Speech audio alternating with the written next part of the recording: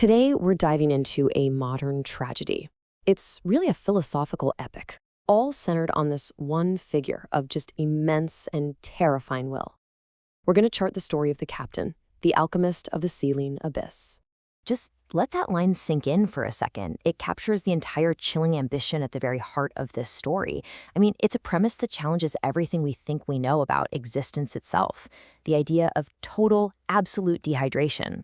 So let's explore how a philosophy this terrifying ever came to be. All right, so let's set the scene. Our story kicks off on the obsidian cliffs of what's called the Ocean of Time. And this is where the captain stands. But he's not just a character in a story. No, he's like a living, breathing thesis, ready to lay out his argument against the entire world. See, he finds himself caught between two options, and he thinks both of them are completely worthless. On one side, you've got the king's absolute I, this rigid, perfect reality that he just mocks as a fragile, gilded cage. And on the other side, the shadow's negative idealism, which to him is just an empty, hollow victory. So he looks at both and says, nope. So what does he call himself? He uses this word, onstos. You can think of it as the grit in the gears, the fundamental problem. He is the living impulse that proves that any attempt at absolute power, whether you're trying to create everything or erase everything, is just doomed to fail from the start. He's the flaw in their logic, made flesh. So he doesn't pick a side. He carves out a third path entirely. And his path isn't about building something new or destroying what's there. It's about one thing: consumption.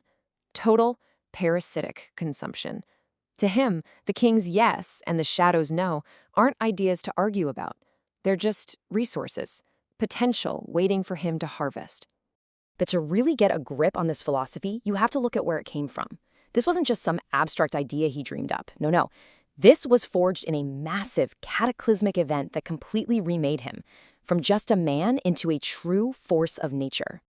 It all started when his ship, the Morning Star, was annihilated. Now, the key here is that the energy that changed him wasn't some kind of divine gift. It was the opposite. It was the discarded will of a lazy, arrogant god. And his brass astrolabe just drank it all up. The transformation was physical. His very blood thinned into a cold saline ichor.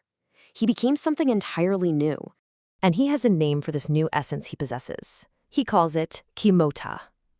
He literally sees himself as a singularity that was born from a scream, an accident of logic. His very existence is a paradox, and it's the living, breathing proof that the king's perfect absolute order has a shelf life. It will eventually and inevitably run dry. By taking in what a god just threw away, he became its total opposite. He's not just a man anymore, he is decay. He's the embodiment of the entropy that the king's whole gilded cage was built to keep out in the first place. Okay, so this brings us to a huge moment of choice, a real crossroads. In this weird mental space, the captain gets presented with two ultimate paths forward, and they're offered by goddesses. But for him, you see, even gods are just another part of the system he plans to consume. So he's got two options on the table. First, the Gorgons offer him stasis, a frozen, unchanging existence. But he just sees it as another cage, just a colder version of the king's desperate order. Then, the goddess Hecate offers him the opposite, sanctuary, a home. He turns that down too. He's not looking for a safe harbor. And here it is, his definitive answer. His choice isn't stasis, and it isn't sanctuary. He calls it nihilistic consumption. In his worldview, goddesses aren't beings to be worshipped or feared. They're just reservoirs. They're water, waiting to be stolen. And his ultimate goal is, well, it's terrifyingly simple. He doesn't want to choose between these two pillars of reality. He wants to devour them both, to collapse them into his one singular vision, a reality defined by absolute, unending drought. So how does an alchemist of the abyss like this actually operate in the modern world? Well, he takes on a myth we all know, but he gives it this horrifying contemporary update.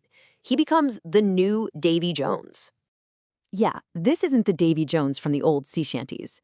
His locker isn't a treasure chest at the bottom of the ocean. No, his locker is the digital grid of our age, the entire interconnected network of modern humanity. And he's not filling it with gold. He's infecting it with rot from the inside out. He has mastered this state of being that's called drought within the deep. This isn't just an empty silence like the shadow's void.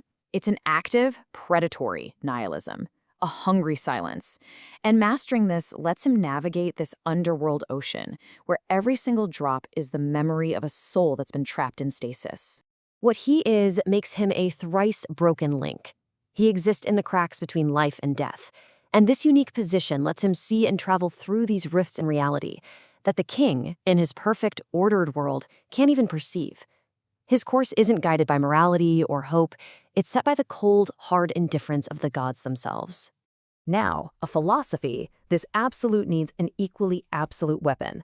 The captain isn't fighting with swords or cannons. His tool is something alchemical, insidious, and it's designed to attack the very foundations of the modern world. He wields this stuff called chaos water, and its targets, well, they're the pillars of our entire world. The digital grid, all of our technological achievements, which he just calls sandcastles, the planet's ecology, and he's even aiming it at the divine power of the king. And this quote just shows you the staggering scale of his ambition. Nothing is off limits. The entire planet is just a laboratory for his work, a resource to fuel this unending thirst. You have to understand, this isn't really about power. It's a fundamental, almost biological need to just drain everything. So every single move he makes is basically a peripeteia. That's a term from Greek tragedy for a sudden, shocking reversal of fortune. And that's what he is to the modern era. He is actively working to reverse all our progress, to flip our forward momentum into a death spiral of what he calls terminal thirst. And that brings us right back to where we started, on those obsidian cliffs. The theory, the transformation, the methods, it has all been leading to this one final climactic act. The alchemist is finally ready to make good on his pact. You can just feel everything reaching a tipping point. The forces are balanced on a knife's edge. But the weight of his underworld ocean is starting to press down on the king's crystalline reality. And his astrolabe, the very instrument of his rebirth, it starts to glow. And it's consuming not just energy, but the concepts of time and distance themselves.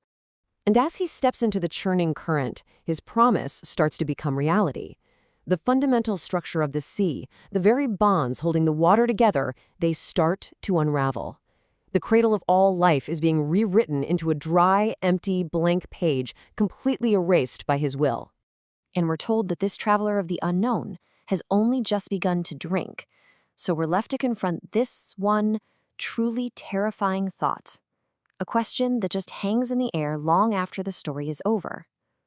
What happens when the abyss itself runs dry?